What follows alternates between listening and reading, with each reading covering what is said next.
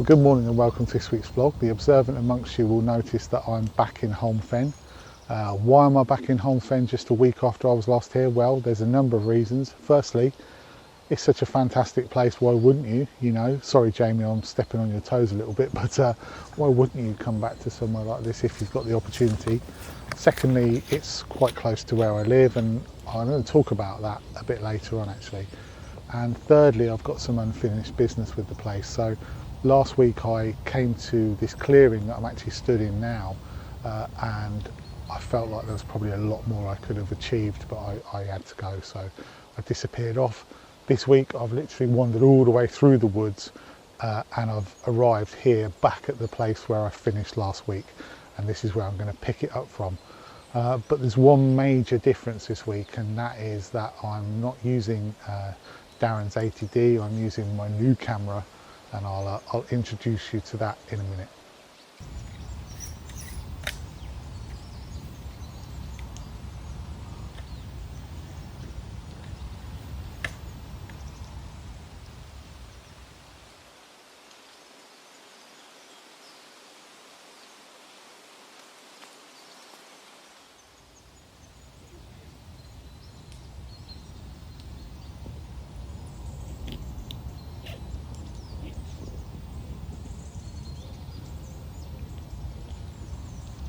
So like I said, I'm back here exactly where I left off last week. Why am I here? Well, I've already covered that partly, but I felt like there was a bit of unfinished business to do. I want to carry on, I want to get some more compositions from this place, and I want to head on a bit further down because I know there's a lake further down that I really want to get to as well. I'll probably catch some more stuff on the way back as well because I've seen some interesting trees as I was headed down here. But the main reason I'm here is that I want to compare.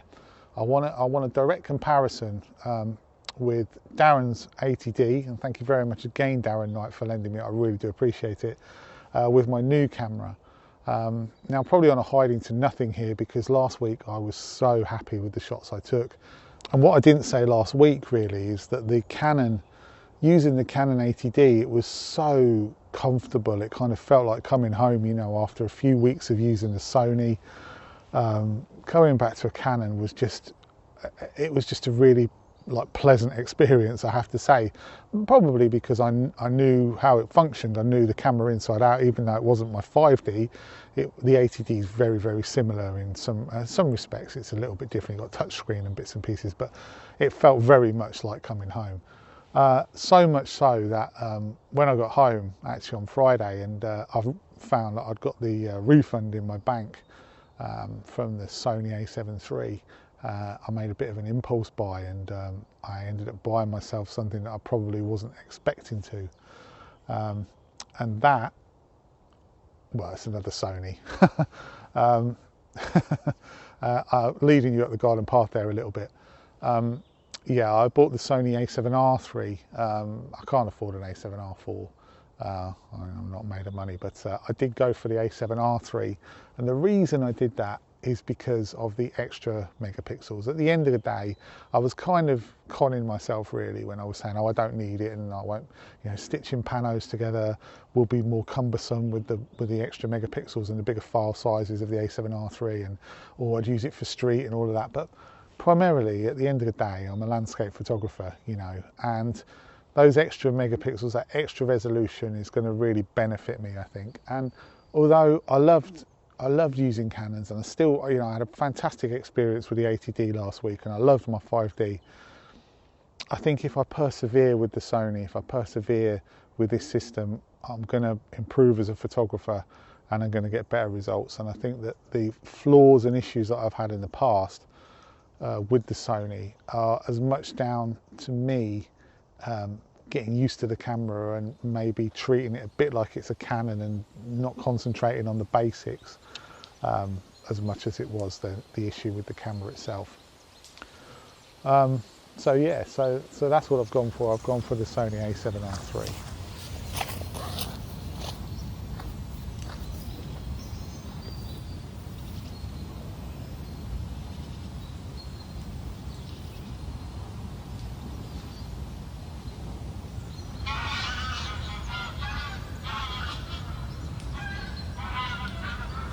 Now it's probably patently obvious, but when you come to somewhere like this, which is primarily a birch forest, the thing that stands out and the thing that makes this so spectacular and so fantastic are the birches. And it can be easy to kind of forget that that's what you're here for. It's kind of this isn't a normal, for me anyway, this isn't a normal woodland. This isn't your normal sort of, I need to find, it's hard to explain, but I think what I'm trying to say is the focus on this place for me are the white of the trunks against the dark of the rest of the wood, if you like.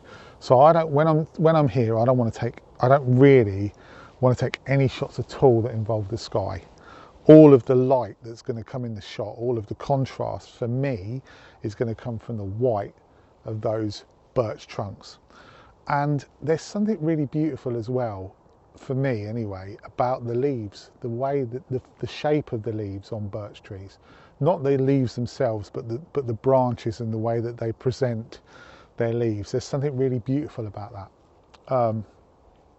And so what I've done here is I've moved a little way and I'm shooting into a clearing here, and I'm shooting at I'm right out at 105mm, which is the max on this lens, and I've got this little gaggle, I guess it's a gaggle of birch trunks over in the distance there through the clearing, and there's just a couple over each side of the image of these beautiful sort of sets of leaves that are hanging like it's sort of like little balloons almost off of these trunks, and that's what I'm focusing on here. So it's very dark through the back, which is exactly what I want, and you've got these really quite stark white trunks, and then you've got these little sort of bunches of balloons in the form of leaves hanging off these birches as they're going up, which I think is just really lovely. And yeah, that for me is the essence of a birch forest, really. It's the white of the trunks and the sort of collection of the leaves that really make the place. So that's what I'm really trying hard to focus on when I come here. Going back to the camera for a minute and talking a bit more about maybe why I chose this over the Canon, and I'm sure that the newer Canons, probably the mirrorless Canons, have this feature, but one of the features I really like on this Sony is the focus peaking. It gives you a real visual reference as to what exactly in the image you've got in focus, and I've got mine set to red, and it's so useful to see. I mean, it only works on manual focus, and that's another thing that I think this is going to teach me as well, because I've always relied on autofocus on the Canon, whereas I think I'm going to rely a lot more on manual focus now I'm on the Sony with this with these reference this sort of these blinkies, if you like, the focus peaking, and it really helps you to visualize exactly what's in focus and exactly what isn't. So yeah, just another little thing that's tipped the balance towards the Sony for me.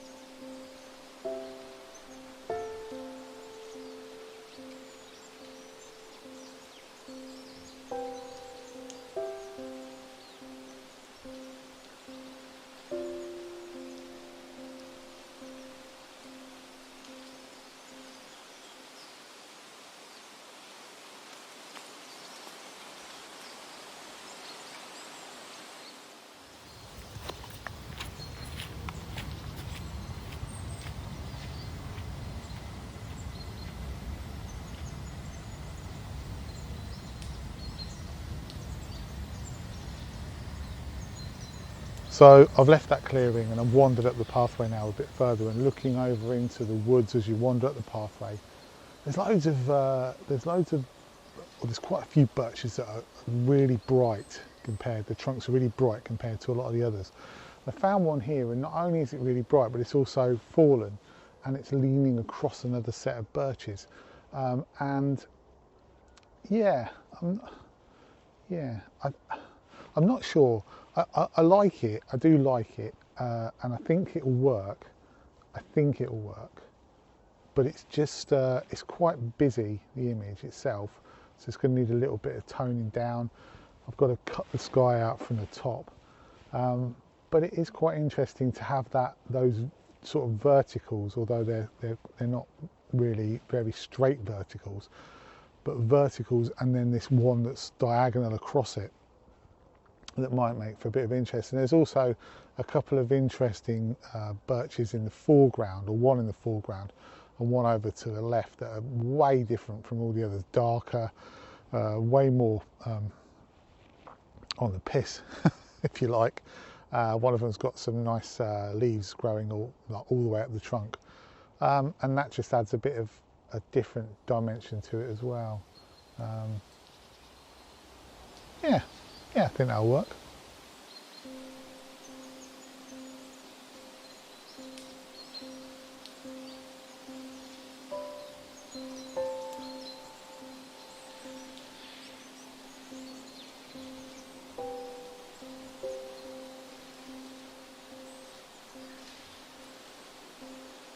I'll tell you what's really interesting, and I think that it maybe indicates a bit of a progression as a photographer for me, and I don't want to sound patronising or pretentious or anything, so please don't take it that way.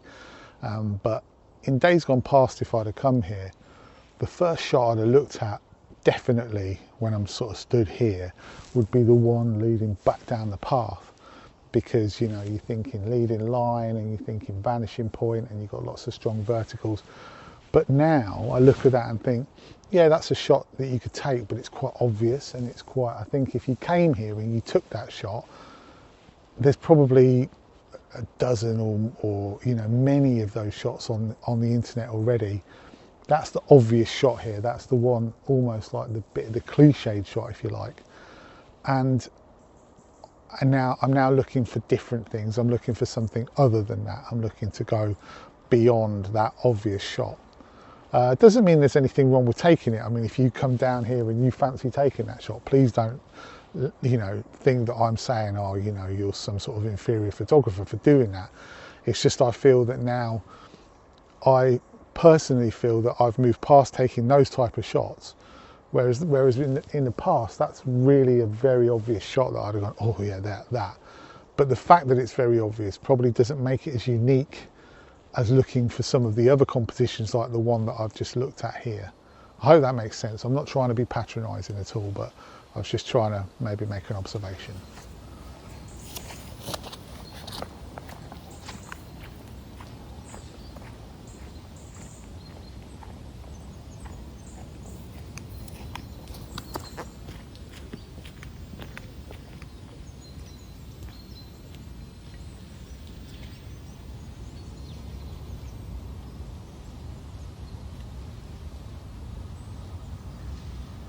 So do you remember me saying a while ago that when you come to like a birch woodland like this one, you really need to focus on the birches, and that's the point? Well, I've lost the birches. I mean, I haven't, they're behind me. But there's a path that runs down here and splits this forest into two at this point. And this side of it, there's no birches to be seen. And then it's kind of, you then forget about the whole thing about the white of the birch things, and you've got to try and look for something different.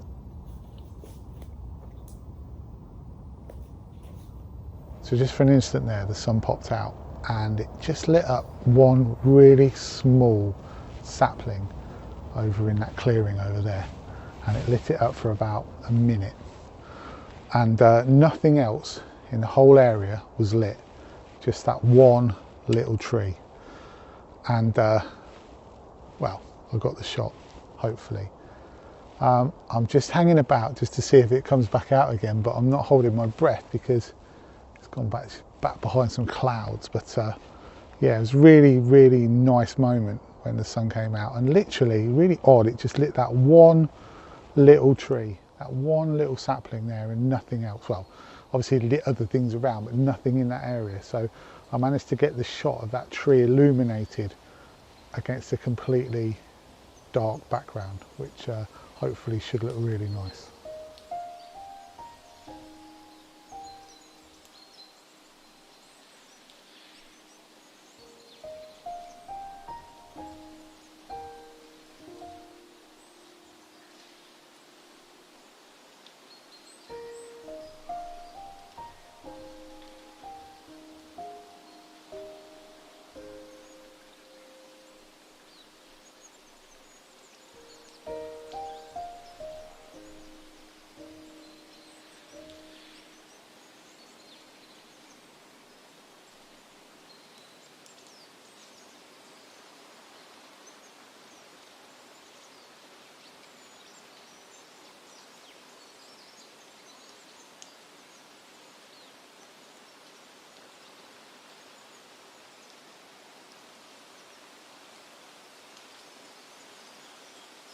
Well, I find myself back in the clearing where I started this vlog. I think for me this is the best location that I've found around here, and the reason is because I quite like the fact that there's a lot of open space before you get to the birch trees. When you're in amongst them, you've kind of got a lot of depth, if you like, going through the shot. You know, one here, one a bit further back, one a bit further back. But here, and the sort of shots that I'm looking for really today, here you've sort of got a flat line, if you like, a flat plane of trees across where the clearing ends and the birches start. And that's the sort of image I want, that sort of real 2D image, if you want, with a few of the trees going back into the background after that. Now the reason I'm taking this shot here is because the sun's directly behind me, if you like. It's now sort of over my left shoulder, if you look at it that way, and it's shining directly onto these birches. So I'm hoping to get some real nice light on the birches at the front, and then a bit of darkness going back through the image as you carry on. I think this is probably going to be the last image that I vlog here. I may take some more, but if I do, I won't be vlogging it, so I'll put them up at the end for you. But I've had a great time here again. It is a fantastic location, this really is. There's so much more probably to discover as well, and I can only imagine what it's going to be like, you know, how much better it gets when the seasons change and you go through autumn and winter. Yeah, and those colours on those leaves start to go sort of a yellowy colour. I bet it's fantastic then. Anyway, I hope you've enjoyed this vlog. Hope you've enjoyed the little run out with my new camera. Yeah, I feel a lot happier with this one for some reason than I did with the A7 III. Maybe it's because a bit more used to using it now, or maybe it's because I'm slowed down to take my time with it a bit more. I don't know, but yeah, I'm definitely enjoying this. Anyway, thank you so much for watching. I hope you've enjoyed this week's vlog. Sorry it's from the same location again, but when you've got a place this good, well, you've got to keep coming back, haven't you? And until next time, I'll see you again soon.